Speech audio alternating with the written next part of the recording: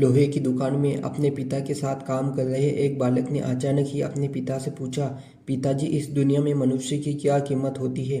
पिताजी एक छोटे से बच्चे से ऐसे गंभीर सवाल सुनकर हैरान रह गया।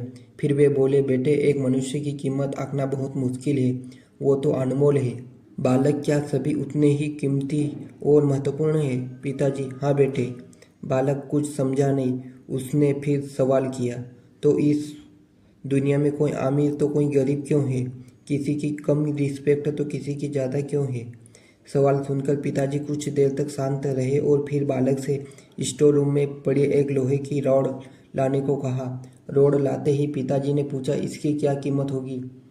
बालक, 200 रुपये। पिताजी, अगर मैं इसके बहुत से छोटे छोटे कील बना दूँ तो इसकी क्या कीमत हो जाएगी? बालक कुछ देर तक सोचकर बोला, तब तो ये और महंगा बिकेगा, लगभग 1000 का।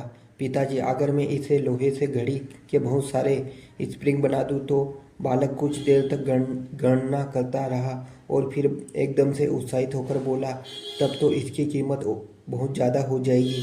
फिर पिताजी उसे समझाते हुए बोले, ठीक इसी तरह मनुष्य की कीमत इसमें नहीं है कि अभी वो क्या है, बल्कि इसमें है कि वो अपने आप को क्या बना सकता है। बालक अपने पिता की बात को समझ चुका था। अक्सर हम अपनी सही कीमत आंकने में गलती कर देते हैं।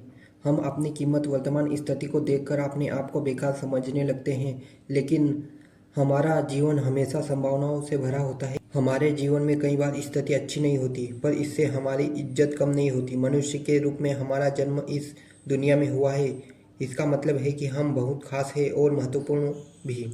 हमें हमेशा अपने आप को सुधार करते रहना चाहिए और अपनी सही कीमत प्राप्त करने की दिशा में बढ़ते रहना चाहिए।